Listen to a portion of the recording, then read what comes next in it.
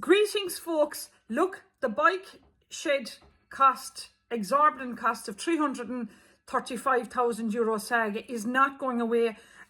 Simon Harris came out now yesterday eventually after, saying that a full report now needs to go into it. So this is going to be very important, this report and investigation into how did Archaeological Services get paid €2,952 for a monitoring report for this bike shed to be constructed. Like, what were they looking for above in Leinster House where this bike shed was going?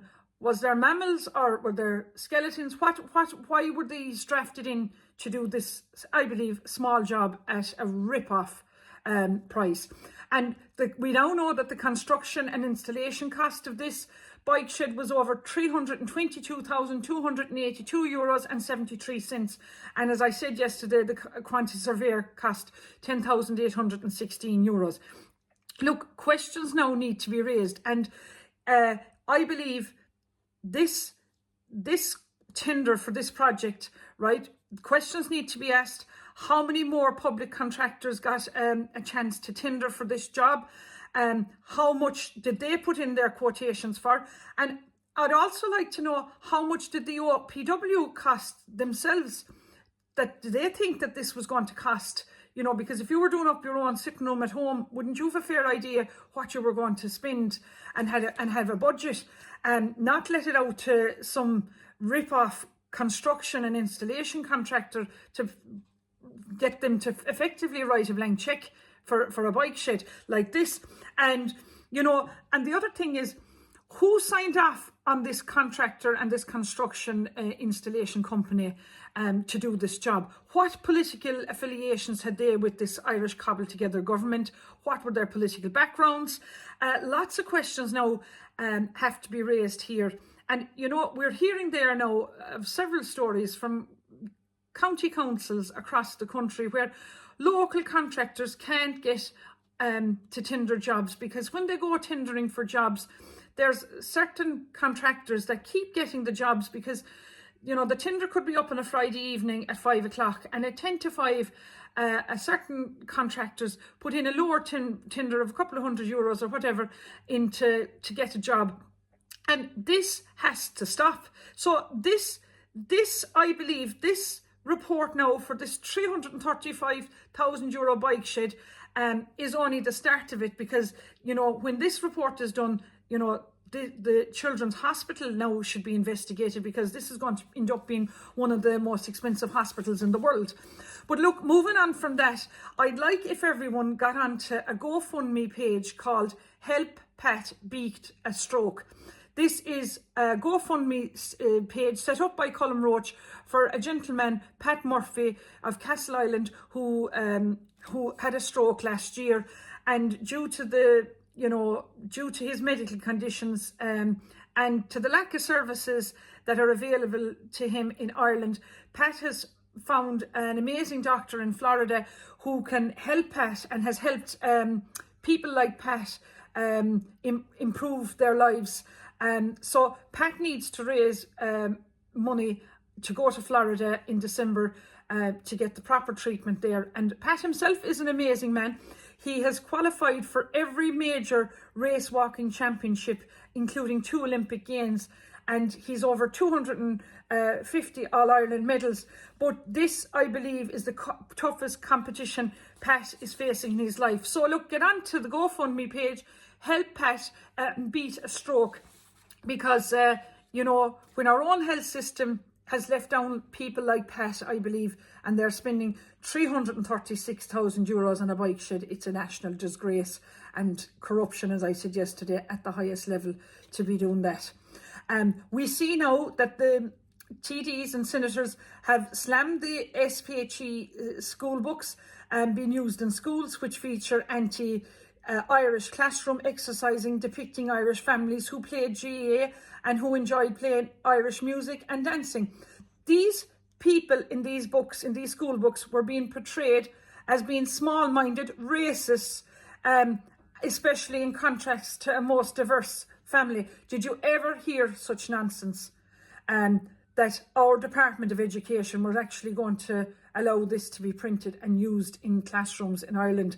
So TD and senators have requested that these books, SPHE books, to be withdrawn, saying that it's absolutely, utterly absurd. It's insulting to families who play GAA and Great Irish music.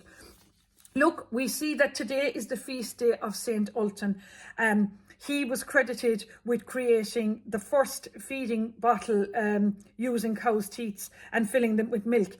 He educated and fed poor students. Now, in my opinion, it looks like we need St. Ultan to reincarnate back here again in Ireland to feed and house our poor Irish students who are now going to third level education and who can't get SUSI grants because they may be slightly above the means threshold, where asylum seekers and undocumented and unvetted male migrants are getting up to €800 per month for student accommodation, and all their fees paid by you, the Irish taxpayer.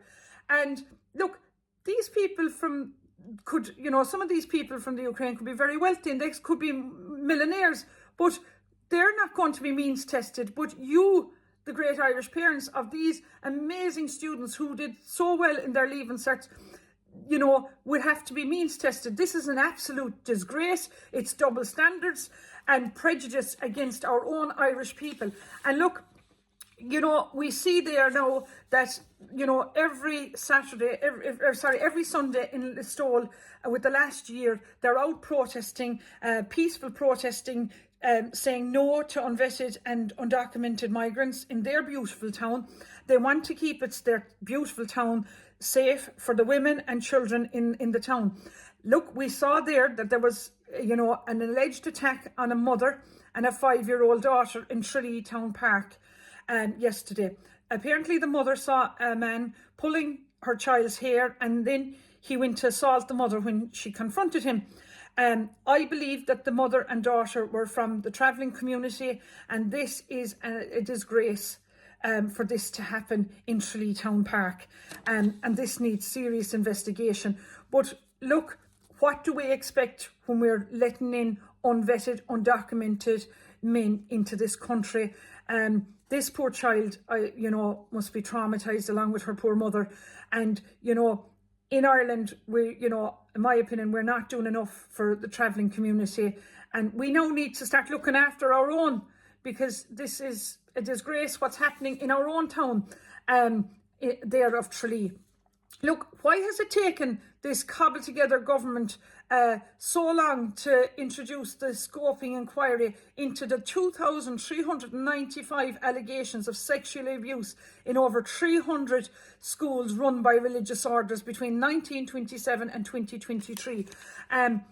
Look, we see there that there's now, Minister Norma Foley is saying that there's a commission of investigation now set up immediately because this was a very dark period in Irish history.